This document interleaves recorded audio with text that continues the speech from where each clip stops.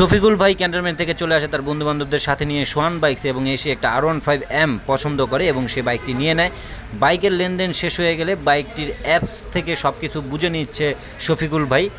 সব কিছু ঠিক থাকলে সোয়ান বাইক থেকে বের করা হচ্ছে শফিকুল ভাইয়ের পছন্দের এবং স্বপ্নের বাইক R15M এবং এটি ক্যান্টনমেন্ট যাওয়ার জন্য পুরোপুরিভাবে প্রস্তুত।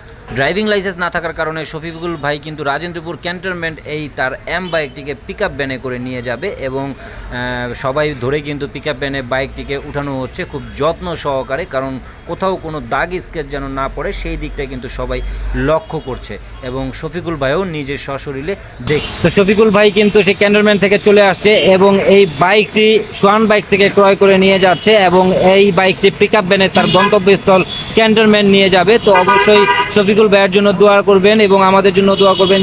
আর আপনারাও চাইলে আপনাদের পছন্দের বেস্ট মানের সেরা লুকের সেরা বাইকগুলো নেওয়ার জন্য চলে আসবেন